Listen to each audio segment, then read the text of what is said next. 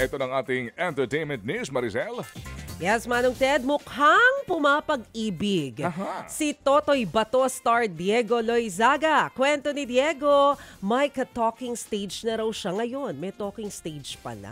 Ganun. Pero wala pa raw sa isip niya ang magpakasal. Single dad si Diego at nababalanse niya naman daw ito at ang kanyang trabaho. At dahil intense ang bakbakan sa Totoy Bato, intense din daw dapat ang kanilang ensayo at diet. Panoorin si Diego sa Totoy Bato tuwing 7:15 p.m. sa primetime primera ng TV5.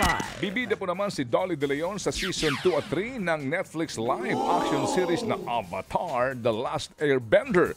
Gaganap po si Dolly bilang si Lo at Lee. Kasama niya rito ang film actor na si John Briones. Gaganap po naman siya bilang si Pian Dao. Kasama rin po sa bagong cast ng Avatar sina Madison Hu, Dichen Lachman, Lily Gao, Terry Chen at Tanto Cardinal.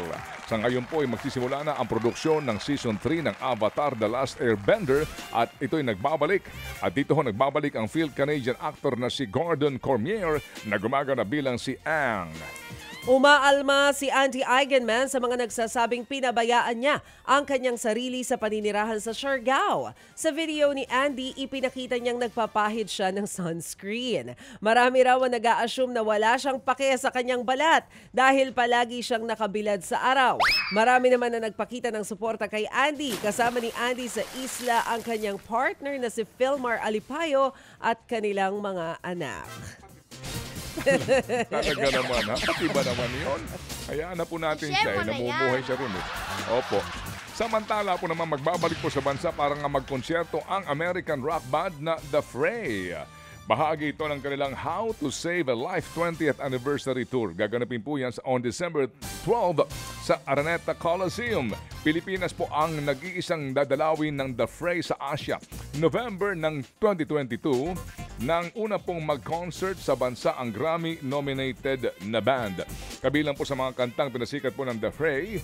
Opo, tama ba ang akin ditong bigas? Fray o fry? Pag fry, ginigisa, no? You fry, deep fry. Piprito.